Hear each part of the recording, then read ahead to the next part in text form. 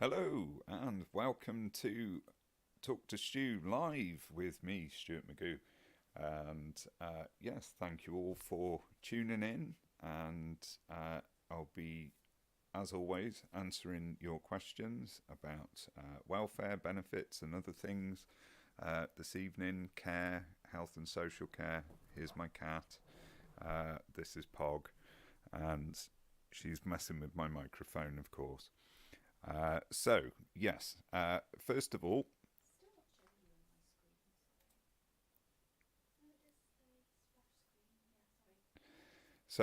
all, sorry, I'm getting some technical uh, feedback from Becky, who is in the our moderator this evening. She is in the chat room. She will be fielding your questions to me. So thank you for those. So first of all, a bit of news. Uh, we have on the 26th of February had the administrative earnings threshold raised on universal credit. So that has started to come into effect for most people now, and you will see that through the course of March is that things will change, and the DWP will inform you of any changes that are applied to you through your universal credit account. So if you haven't checked it, do make sure to log in and check that to see if that has been applied to you. If you are falling below the threshold, which is around about 600 and something in terms of earnings for couples, then you may be asked to attend either weekly or fortnightly work coach meetings at your job centre to look at ways for you to either be better paid in your job, do more hours, or move into a higher paying job. So obviously for most people there's going to be a number of questions around the sort of likelihood of those things occurring for you. It may be that you like your job and you quite like the hours that you're working and that you don't really want to move job, or try and argue with your boss for a pay rise or whatnot. But yeah, that will obviously be for you to discuss with your work coach. Uh, in terms of in terms of the someone's just said the sound is too low. Let us know if that's fixed it. Becky's just tried to turn that up for you.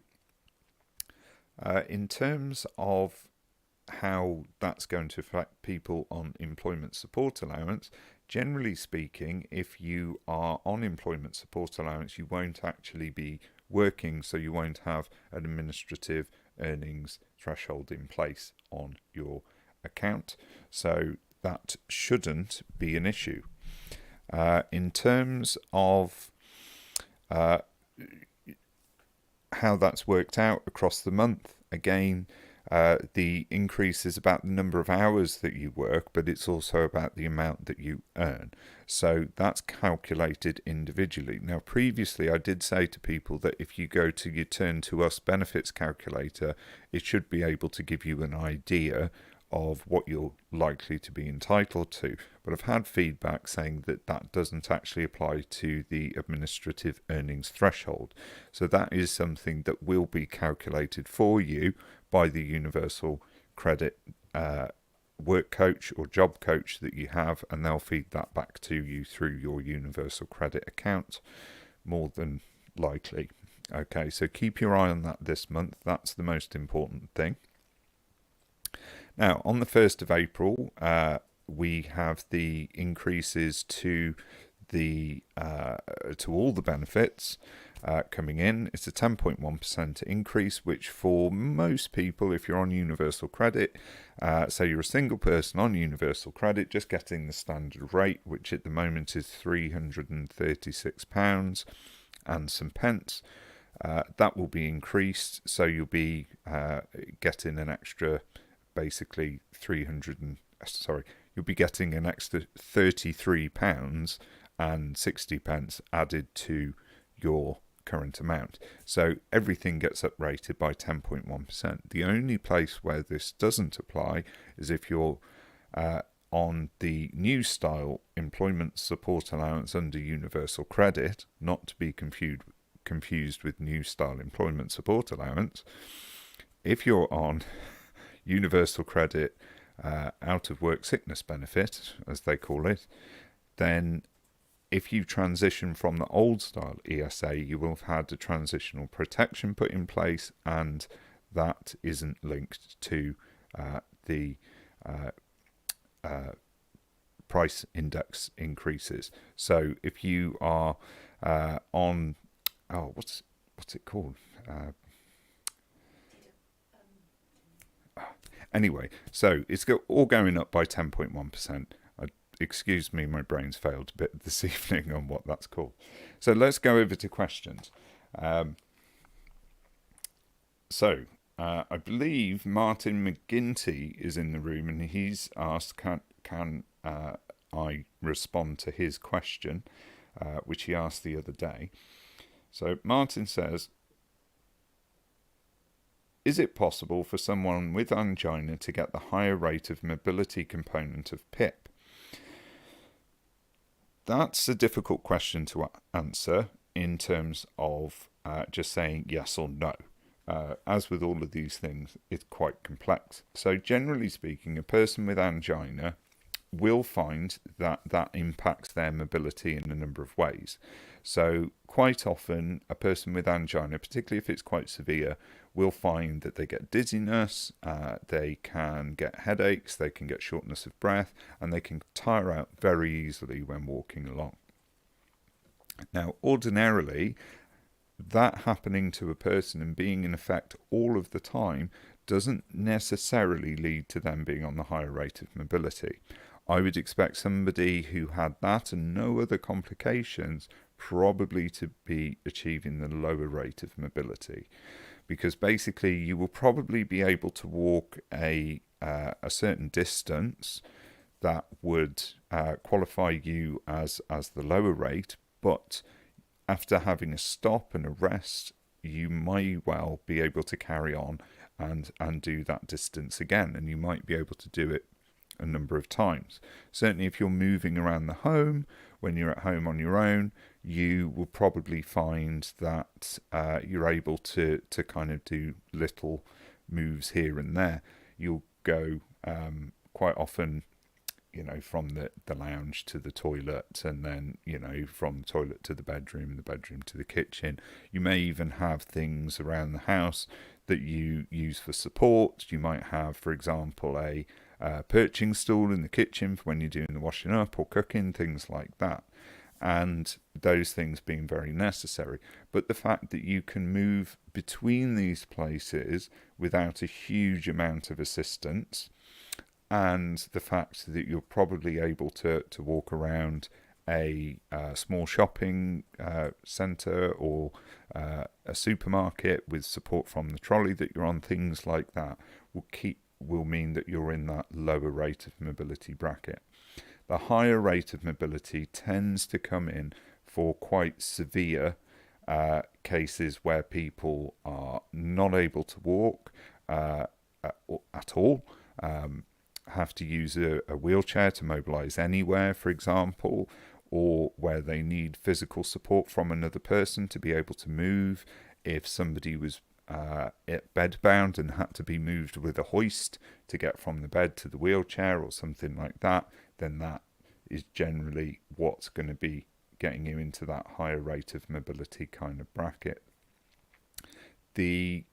That's not to say that somebody with angina couldn't achieve that higher rate of mobility if their angina is impacting them to the extent that I was just talking about, with needing support all of the time and not being able to move anywhere. Things like, for example, being severely sight impaired may qualify you for that, because you need to have somebody guiding you wherever you're going. Or it might be if you have a very severe mental health problem, where you need to be supervised the entire time that you're out and about. Those things would kind of qualify. So I hope that answers your question, generally speaking. As I've said before, with all of these things, you can look at what the descriptors are. They're called the descriptors, where you get awarded points. And this gives you an idea of what you need to get across in the answers that you give to the question to kind of get those points to be awarded either the lower rate or the higher rate. And just type in PIP descriptors into Google and you'll be able to download these sort of directly from the internet to give you an idea of what you might be able to get across. And as always, get somebody to help you with writing the form if you possibly can, somebody professional. Okay, so that was the question from Martin. So thank you for that. It's a very good question. So what else? So Fiona Hawkins has asked, she's wondering if she's on PIP, if she's entitled to anything else from the DWP, as she is also on universal credit with the limited capacity for work-related activity. Well, in terms of other benefits, there's not a great deal else that you would be able to claim in terms of income benefits, but do check into things as to where you might get extra bits of support, such as the energy increases that we've seen, help with energy costs, winter fuel payment, all this sort of stuff. Those kind of things will cause you, will help you out and reduce your costs overall. You might even look into NHS help with health costs. Though if you're on universal credit, most of that may well be covered, sort of thing. So there are those things, and again, if you go to the Turn to Us benefits calculator, that will help you. Also have a look on gov.uk to see what extra there is there. So hopefully that answers your question, Fiona. Who else have we got? Any questions in the room? Yeah, we've got a few. Okay. We've got a few questions coming in. So we have a question from Stevie C. They only got 4 points on their PIP decision, and what the guy put down is almost like he wasn't listening to him at all. He also assessed the budgeting part on a previous failed assessment. Is this common? Say that last part again, please. He also assessed the budgeting part on a previous failed assessment. Is that common? Ah, okay. So it is very common, both of those things, very common with people getting their decisions through from PIP. In fact, only last week I was speaking to somebody who was saying it was as if it was written about somebody completely different. And, often it sort of is the case where they either are ignoring things that have been said in the form or ignoring things that have been said in the assessment, or even in some cases just making stuff up. Or that's how it comes across. I'm not saying they are making stuff up, obviously, this is a journalistic show, so, I would need to give them a chance to respond to that. They would say, I'm sure that they try and assess based on all of the information provided and so on. But yes, more often than not, people are finding that what's written isn't actually reflective of what they wrote in the form or what they even said in the interview that they had, whether that be over the phone or face-to-face or over a video call, whatever. If you've only got 4 points, that does suggest that they are at least recognising that there are some disabilities in effect that are having an impact on you. And so you can argue that all of these things are essentially not being followed through with properly. So what it's best to do when you're looking at doing a mandatory reconsideration is go through point by point where they've said something in their response to you and why it is wrong, and if you can, show evidence as to why it's wrong. Try not to use emotion and anger when you're doing that, even though you will be feeling that. If you're not able to get somebody to help you with writing it out, somebody professional, then try and get somebody who's a family member to read it over afterwards and, just give you some advice as to how it reads.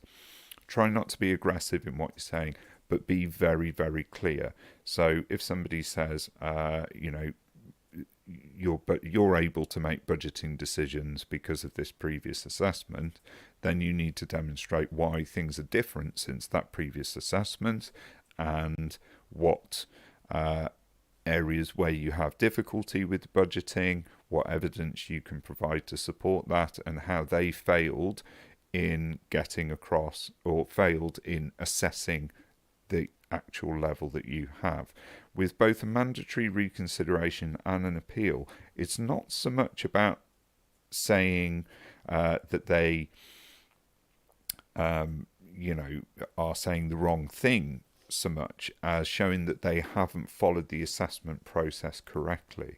So it's all about those processes and those rules that they have to follow in doing the assessment. So if you can demonstrate that they didn't follow the rules properly, and they didn't do the assessment properly, that they've used misleading information, false information, that they've just plucked information out of thin air that was never said and isn't recorded anywhere, then that all helps. Do bear in mind, though, there can be things that you're not aware of that they've used in the assessment behind closed doors. So very recently, I dealt with somebody who had got to the appeal stage, and when documentation came through at appeal, they could see that the DWP had been getting information from their Facebook profile and other things like that to prove that this person wasn't as disabled as they said they were. And of course, that was difficult because that wasn't seen until the appeal stage. So if you're unsure, you can always put in a data protection request, just phone the DWP and ask them to send all the information that they have for you on file to get a good idea of it. But yeah, so those are my tips with that, but it's a very normal thing. Edward Brown just commented that PIP mobility component only relates to outdoors, not indoors. Yes, the PIP mobility component does relate to outdoors, not indoors. But the thing with that is it's how a person moves around all of the time is quite important with that. So if somebody, for example, it does need to be moved by a hoist from a bed to a chair, that is something that will factor into the mobility side of things. Okay, so if a person can't even get out of bed because they physically can't move, then that would mean they can't walk any distance at all. So whilst it's not essentially assessed on what you do inside the house, the level to which your mobility is affected, whether that be indoors or outdoors, actually does have an impact on that. So if you can't even get out of bed without physical assistance in some way, then that will count as much. So as I said, what I was trying to get across there was just an illustration of how a person may move around and may rest frequently. If you're outdoors, there will be a certain distance that you can cover, a person with angina, as I said, or whatever, before you need to stop and have a rest, and that's the distance that is important for that mobility outdoors. But if you are likely to keep falling over, that's going to happen whether you're indoors or outdoors, and that's something that needs to be got across there. What you have to bear in mind is the PIP assessment form is not fit for purpose. So that's the key thing with this. So it doesn't get across things. It doesn't, in even the old one, the DLA, looking at it indoors and outdoors isn't right. Your mobility is your mobility at the end of the day. So make sure you get across all of the information. That's what's key. Thank you. Just worth saying that Edward is new here, so welcome. And he is an independent benefits advisor and volunteers as an advisor. So welcome. I've got a couple more questions. Is that okay? Yeah.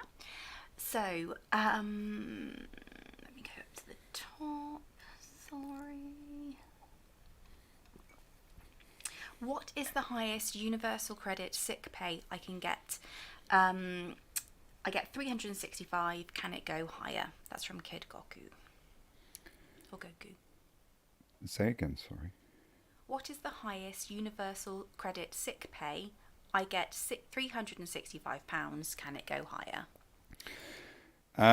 If you are in the limited capability for work-related activity group, then that is the highest it will go.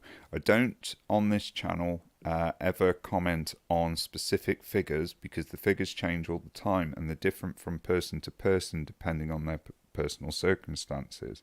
There are specific rates, and you can just Google what those rates are, or as I've said before, use the Turn to Us benefits calculator, and that will tell you if you're on the ballpark figure rate that you should be on.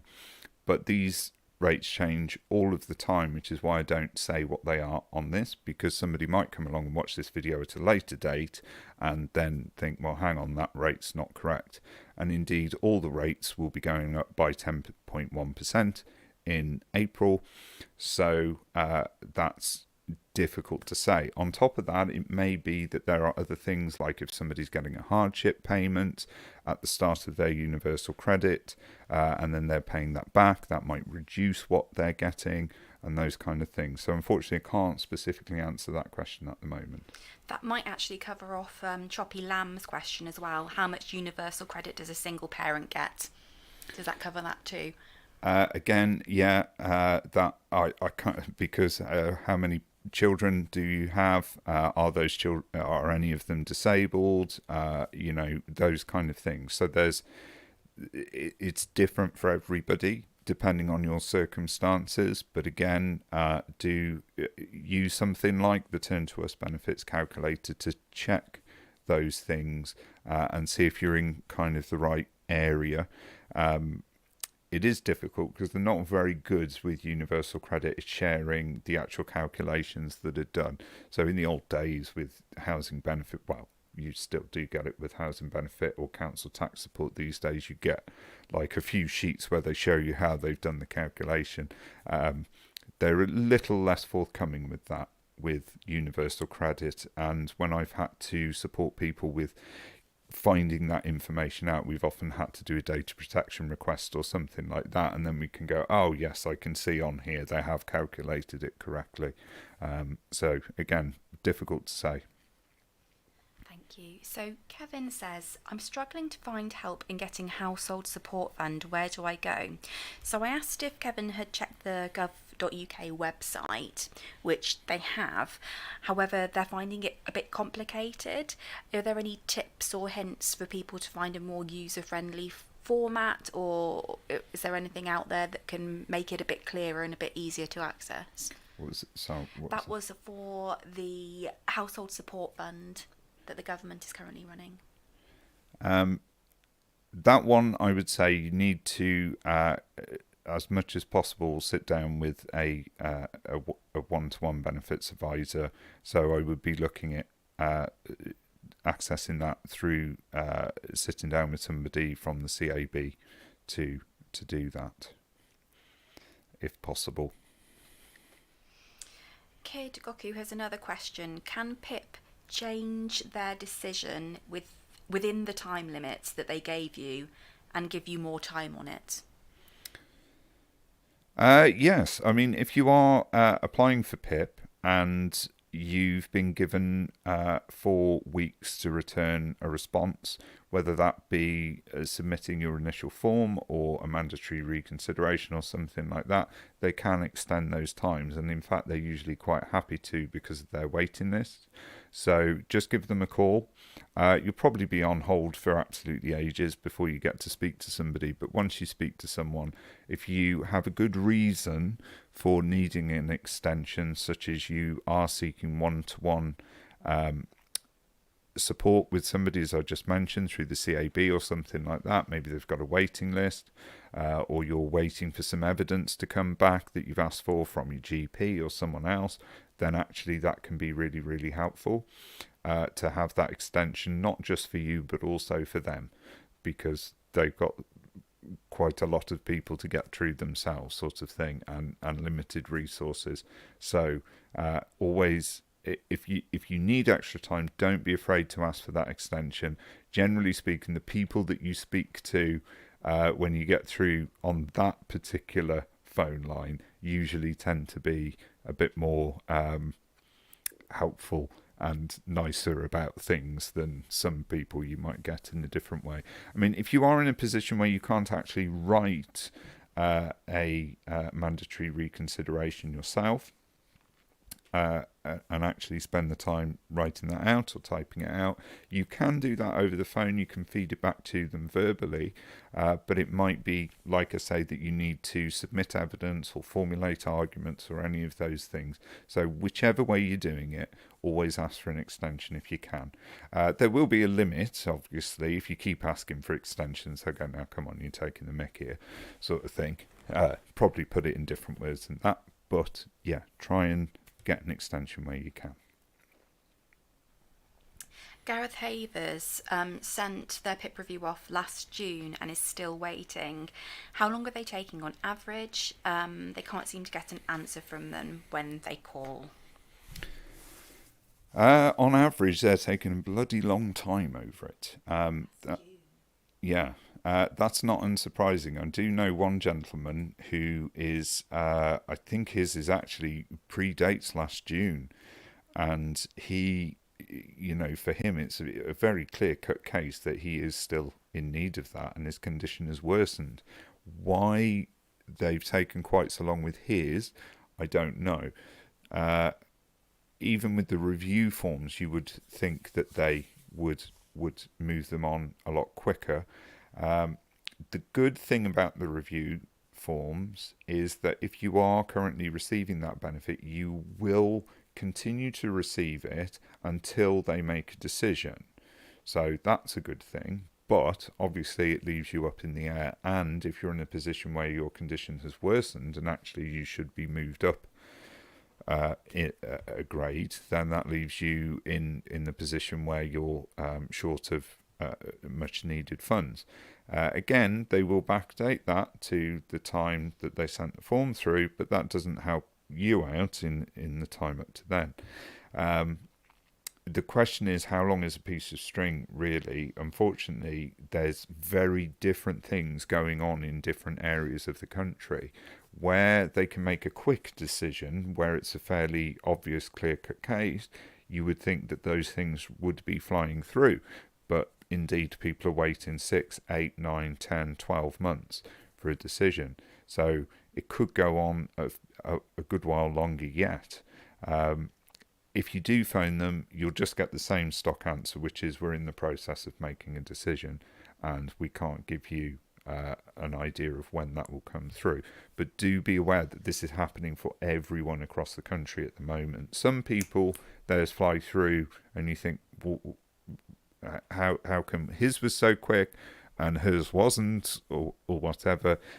It just is anyone's guess at the moment. What I can say is that they are having another big push on the recruitment drive for PIP assessors, because as I've said before, PIP assessors don't tend to stay in the job for very long, because PIP assessors tend to be people that are like physiotherapists or nurses, people like that who've done that kind of job and they've moved away from those frontline healthcare roles, and they see disability assessor job advertised. It doesn't normally say, oh, this is for the DWP doing PIP assessments. It puts those job adverts in a different way. They offer quite healthy financial incentives to do that job, but obviously after a certain point, people kind of go, I can't keep doing this, and move away. So I have seen that there is a big recruitment drive, and they have recently, the government have put a little bit more money towards the DWP to kind of get things going again. So they are doing things to try and mitigate the fact that their resources are obviously very stretched at the moment. But yeah, we don't know. Do you know anything about what happens if someone changes their name? Will their money stop? What happens if you change your name? Do you have to do a form? So as soon as you are changing your name, if that's post divorce, or you've just chosen to change it by deed poll, or whatever reason, you need to inform them straight away. If it's done through your universal credit account, for example, then you will need to find the appropriate section in your profile and put that in. If you changed it by a deed, it may well be that you need to send them a copy of your deed. So you might be able to upload that. To be honest, I've never been asked this question before. But with other benefits, I would be getting on the phone to them and asking the question directly, saying that you need to change your name. It shouldn't stop your benefits, that is what I will say. A change of name, as long as you properly inform them at the same time as, or if not slightly before, you inform your bank, that would be a wise thing to do. Oftentimes there can be problems with that, but in terms of your bank account, as long as you've informed them that there's been a change of name at the same time that you've changed your bank account, there shouldn't be any problems with your payments, in theory. Okay, so Mercy has said, why is DWP declined to give me housing component as well as disability allowance? Why have they declined to give her the housing Component as well as disability allowance? That's a difficult question to answer without actually knowing a lot more details about your case. Every case is quite different. What I would say is, if there is a reason for that, the DWP aren't very good, as I said previously, at sharing what the decision-making process is behind somebody's account. So quite often it requires that a person has to do a data protection request to be able to get that information from them, because when you ask them the question directly, they can't give you a straight answer. This is a definite situation where you need to get one-to-one support from somebody, even if that means being on a waiting list for a short period of time. So have a look locally to see if you've got the Citizens Advice Bureau or any other disability rights organisations or disability advocacy organisations local to you. You can Google those things, but also if you go to your local authority's website, usually ends in gov.uk, like Worcestershire gov.uk or .org.uk or something like that. Have a look, see if you can find your local authority website and look under adult services. Generally speaking, there will be information about disability support organisations around your local area that might be able to help with that. Obviously, it is a bit of a postcode lottery as to who is able to support with those things, but it may well be that in documents that have been sent to you or on your universal credit account, there are clues as to why that decision's been made. I do have to say, though, I am aware that sometimes something can be put on your universal credit account and you can see it there and think, oh my God, I can't believe that. Go away, log back in, and it's been removed. So a good idea sometimes is if you get answers, if you get messages that come up that you're not sure about or shock you in some way, try and take a screenshot of it just in case it disappears next time you log back into your account. I hope that helps. We've got Rick Shaw, who has just commented, I'm a 65-year-old male. My current PIP claim ends in May after my 65th birthday. Happy birthday for May. And I was wondering what the current position regarding 65 and over is. Sorry, say all that again. So, Rick is a 64-year-old male, Yes. birthday in May. Yeah. PIP claim ends in May after 65th birthday. So I said happy birthday. And wonders what the current position regarding 65 and over is.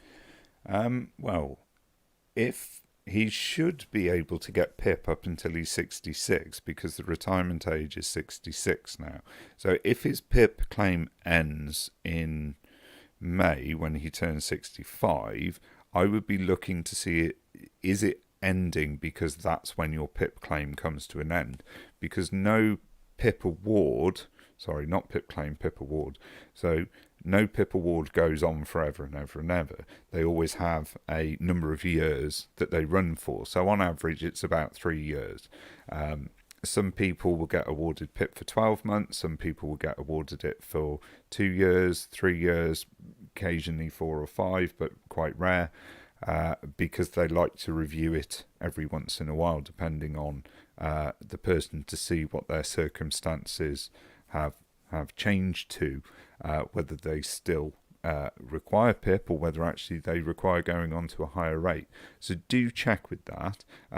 Generally speaking, PIP will send you a review form automatically, and indeed anybody that's on PIP before their 66th birthday will continue on PIP and won't move over to attendance allowance. You only apply for attendance allowance if you've passed 66 before you apply for the first time for your benefits, for your disability benefits. Because, so, and that can be quite a good thing, because if you are getting the mobility component before you're 66, then you will continue to get that afterwards. However, if you're not getting the mobility component before you're 66 and you pass 66, then you probably won't be able to get the mobility component, even if you lose the use of your legs completely or something like that. Because for anybody over the age of 66, it's pretty much guaranteed that you will have mobility problems at some point. And it's a general rule across the board that people over 66 don't get awarded anything on mobility. So so do check with that. But generally speaking, I would expect you would have had a PIP review form sent out really about now. If you haven't had it yet, you should have it in the next month or so if it runs out in May. Give them a call. Just give them a ring and ask them. They'll tell you.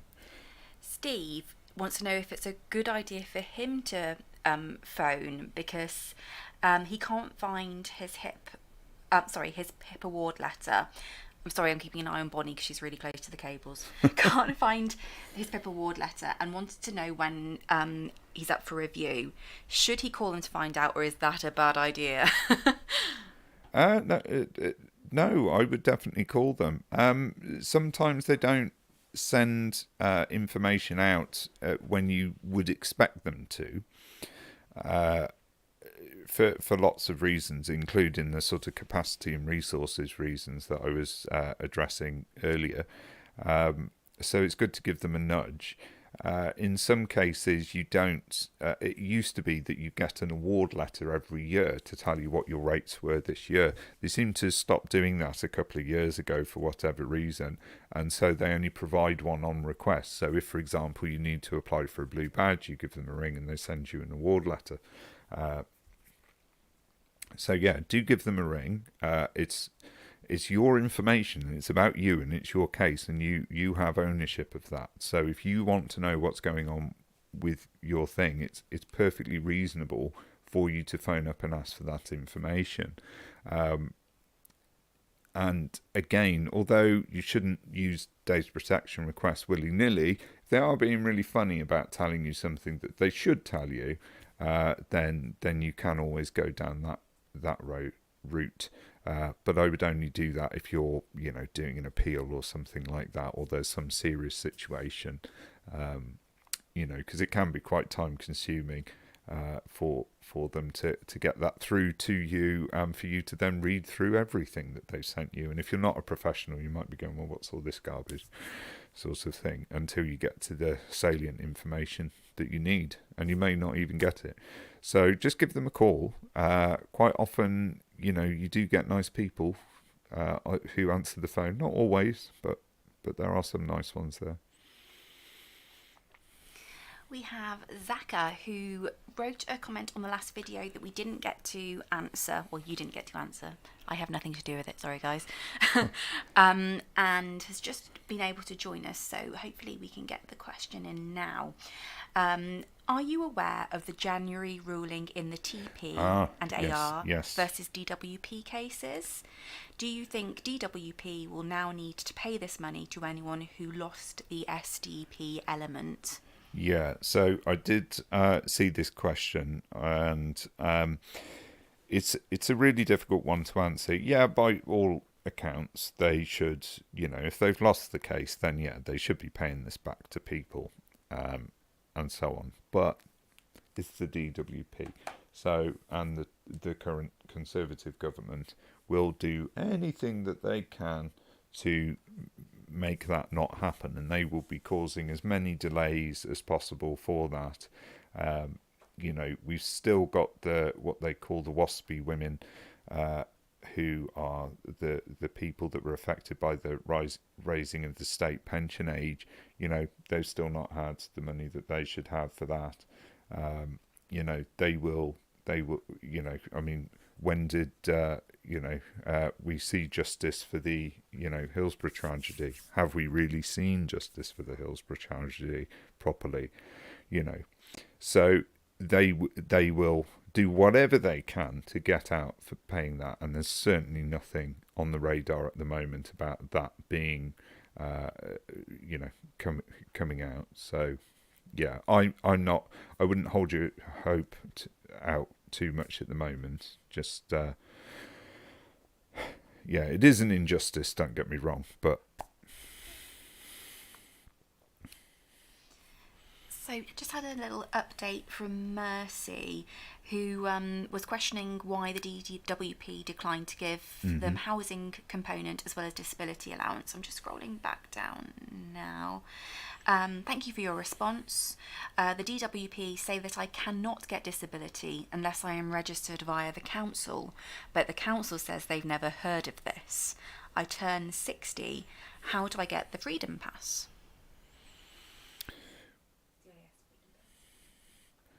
Right, okay. To be honest, I'm really not sure there what's going on with those things. I would need to, like I say, I really do recommend that you find somebody to sit down and look over this with you properly, because I can't answer that question, unfortunately. I don't know what they're doing. If the council are saying that they've never heard of this, then somebody's screwing up somewhere. It could be the council, it could be the DWP. You need somebody to actually work as your advocate in that situation and help you sort through all of that. So I personally don't know. And also it depends on your council and what area you live in. So unfortunately I really can't answer that question. I'm very sorry.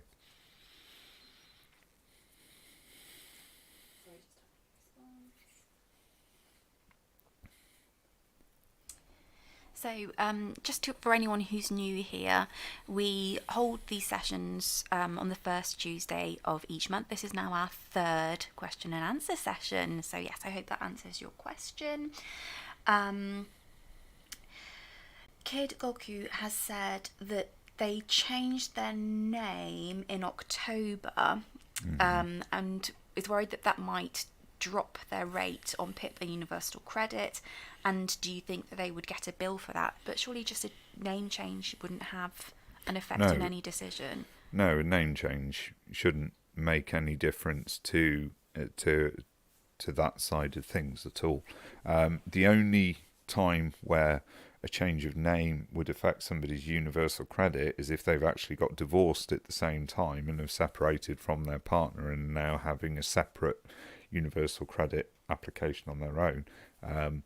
But I could change my name tomorrow to, I don't know, Clark Kent or something, as long as I inform the DWP of that and I inform my doctors and my bank and everybody else, then they'll just issue those payments to Clark Kent instead of Stu McGoo. So, it shouldn't make any difference to the rate or the level that you get paid what your name is.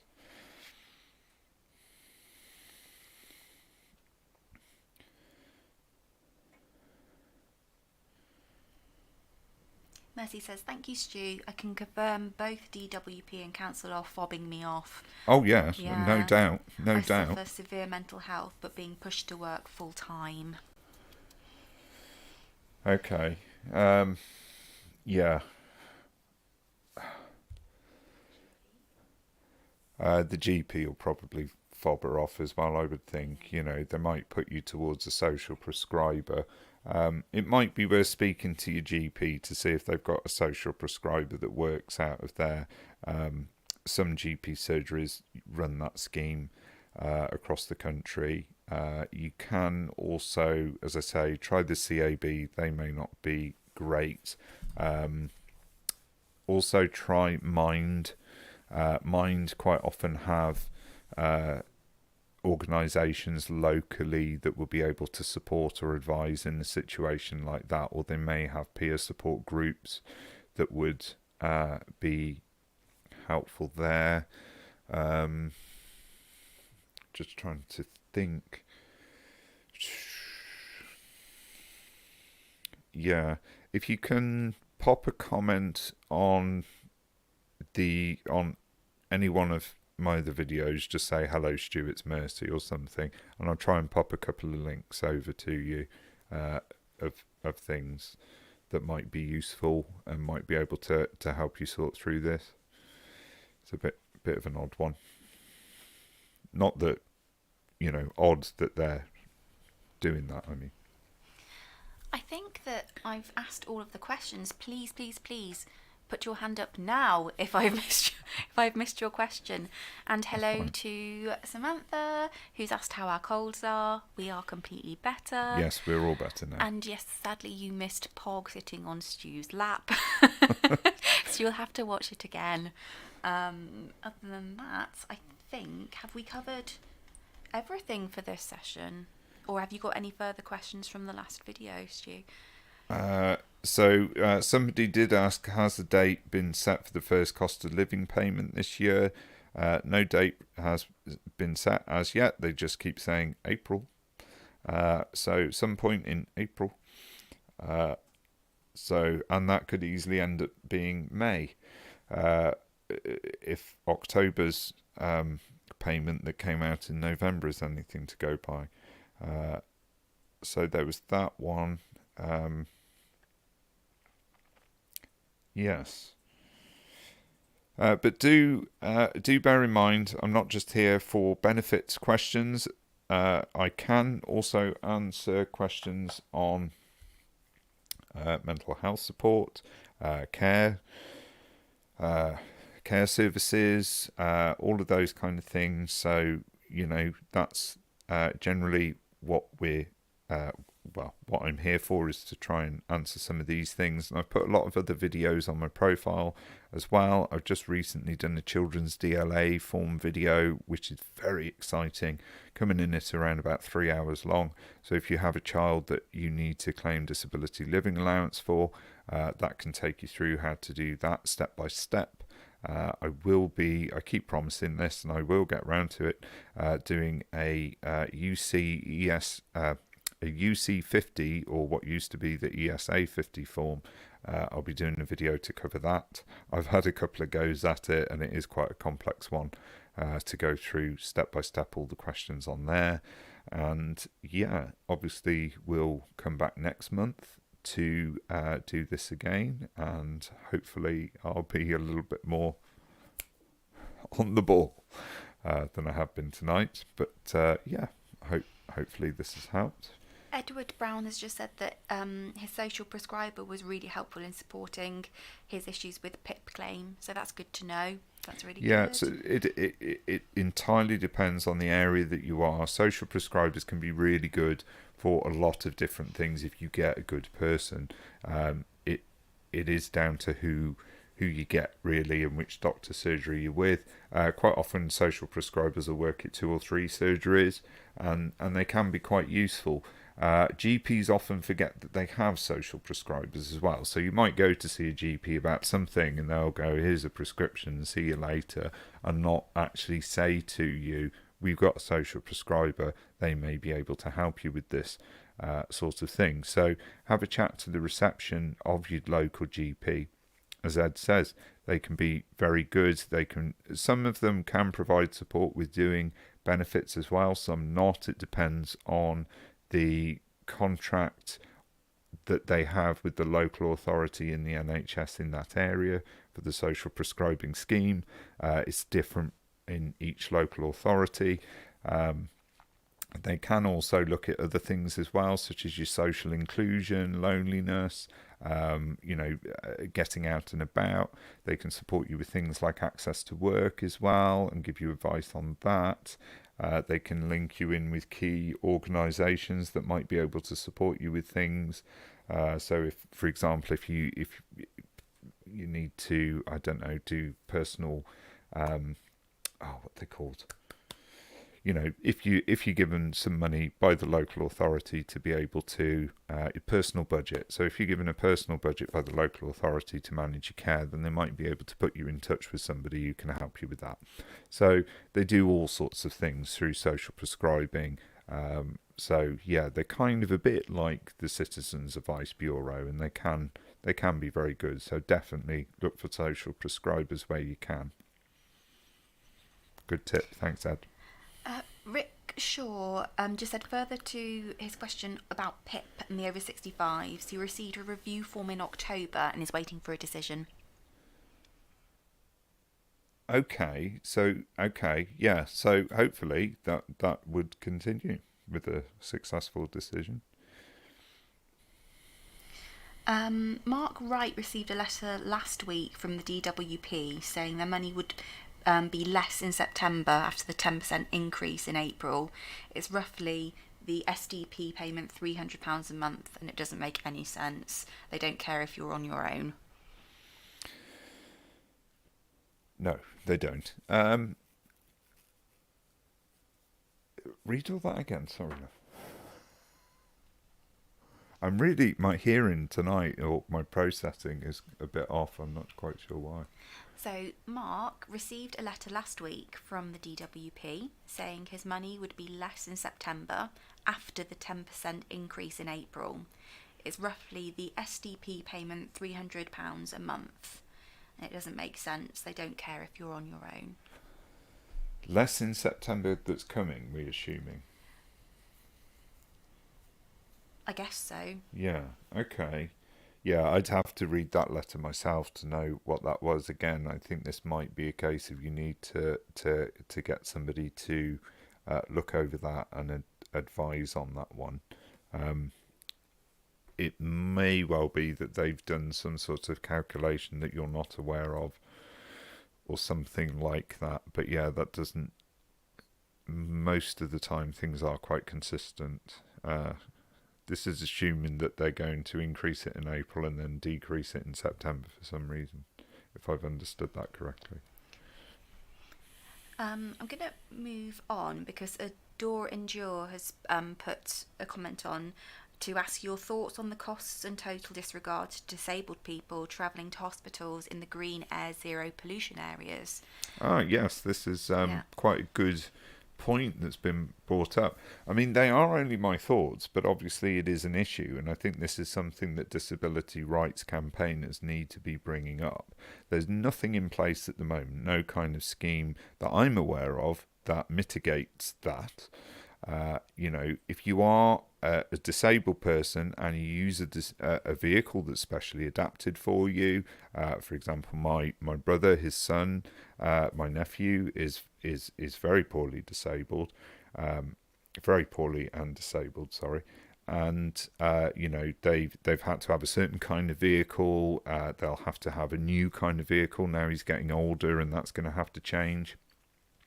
That obviously comes under the Motability scheme, and they have to, use that vehicle to take him everywhere. Now, where we are in Worcestershire, we don't have one of these schemes as yet to stop them from doing that. And if one is introduced, fortunately, they already live quite close to the hospital. But if they needed to go to the other side of Worcester, then that might be an issue. So for somebody, even if it's whether you're going to a hospital appointment or you're going to a peer support group, or maybe you're going to hydrotherapy, or whatever the reason is that you need to travel, or even just to do your shopping, for crying out loud, and you're getting a £12, £15, £16, £20 charge on top just for leaving your house, yeah, that's something that we should be looking at, I think, as a country. Well, we need to have some form of exemption in this instance, some sort of badge maybe that goes in the top of the window that can be picked up on by the cameras, so that somebody with that, like a blue badge, it could just be your blue badge, they could have it in some way recognising that, so that those people were exempt from that charge, because it is another tax on the disabled, very much like hospital parking charges. So yeah, it's something that I wasn't really aware of until I saw that comment from you, and I thought, yeah, that's a bloody good point. Actually, I'm lucky I don't live in one of those areas, but yeah. So whether there's anything going on about it, I read that comment on the weekend when I was looking through the DNS Disability News Service website today. I was sort of having a look to see if there was anything written about it that I didn't come across anything. But if you've picked up on it, other people will have, and hopefully campaigners will start getting out there and making more people aware of it.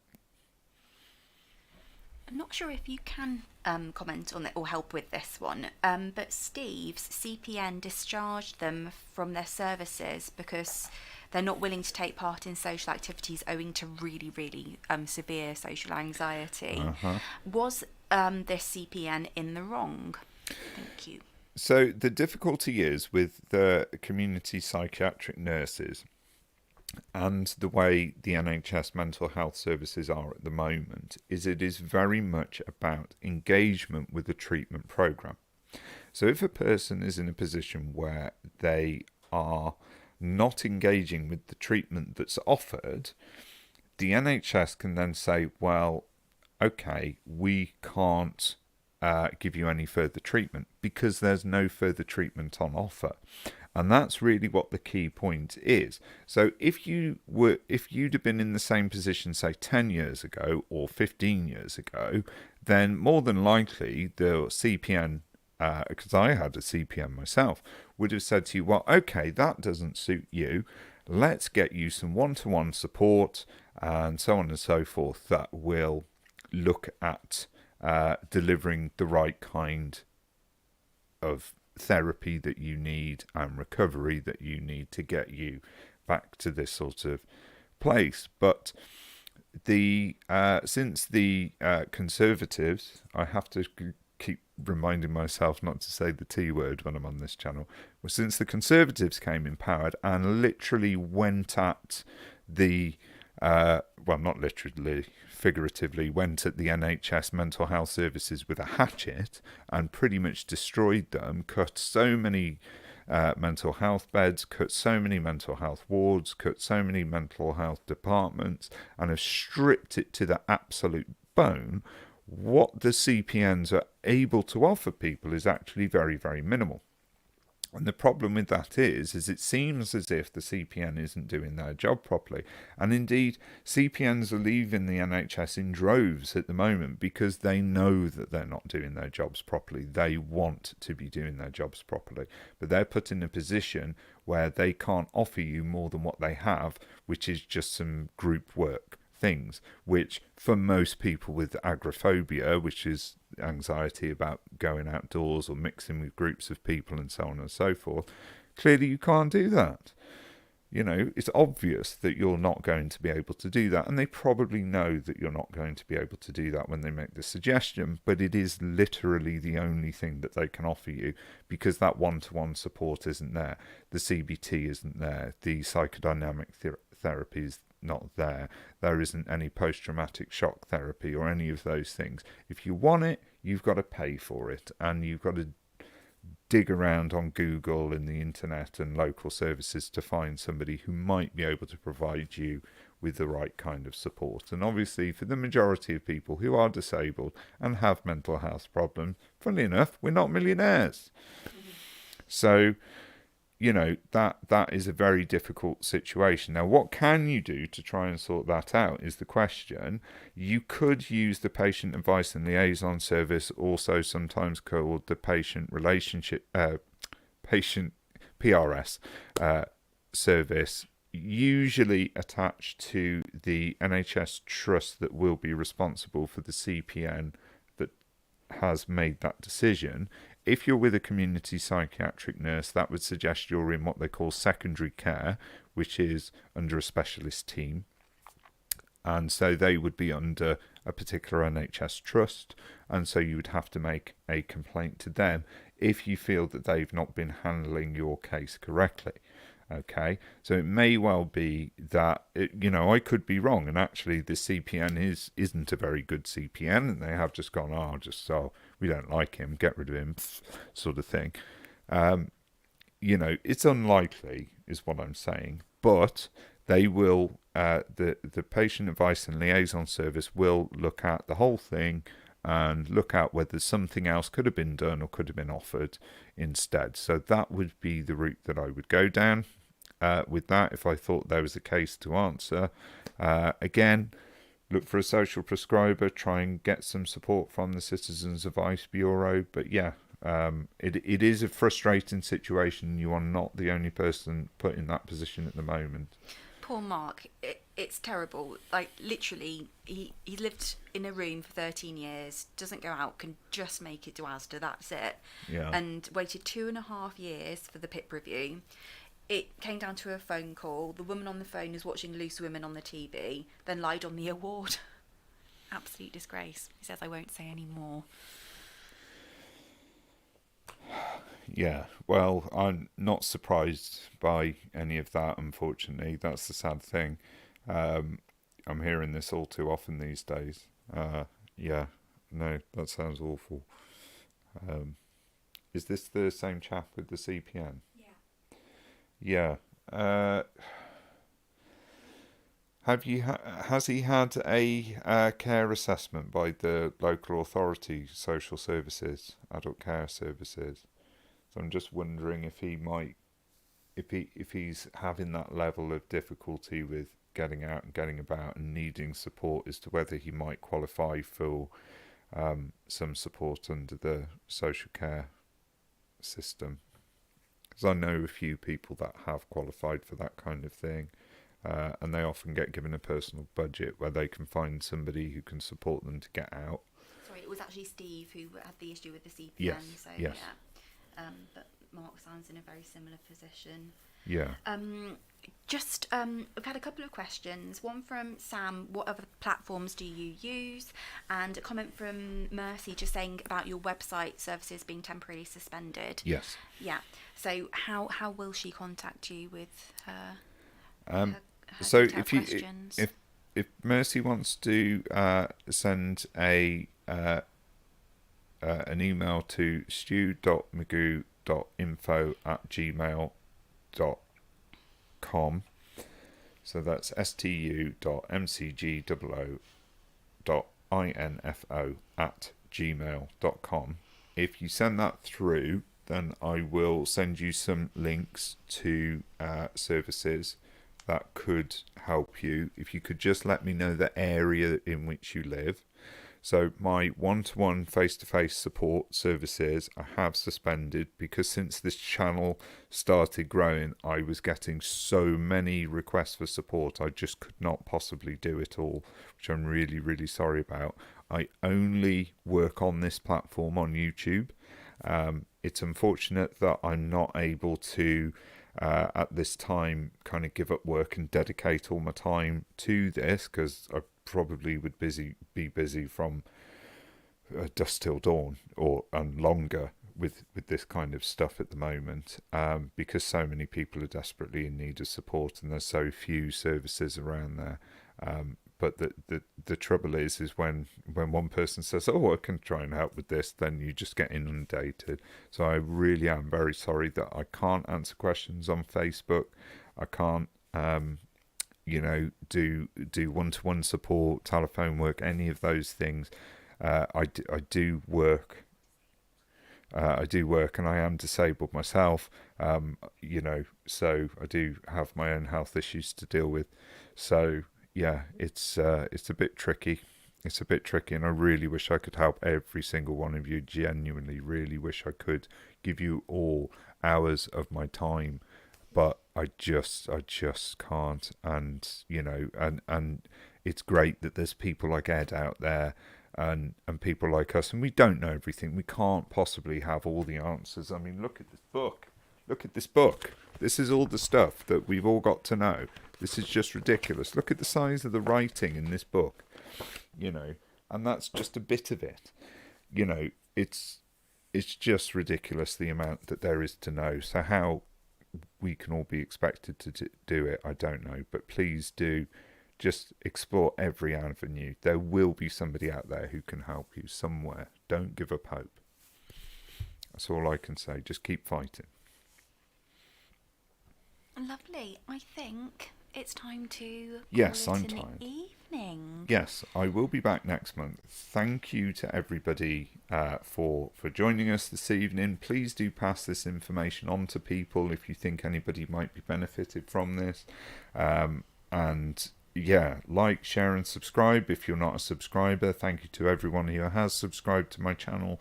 It's absolutely fantastic. And of course, a very big thank you to Becky for doing the work that she does, and also to the cats for being cats, which is great. But yes, I wish all of you the absolute very best of luck with everything that you're dealing with and facing, and I just hope everything works out for everybody. Okay, thanks all. Thanks, See you everyone. again soon. Bye. No, don't chew that.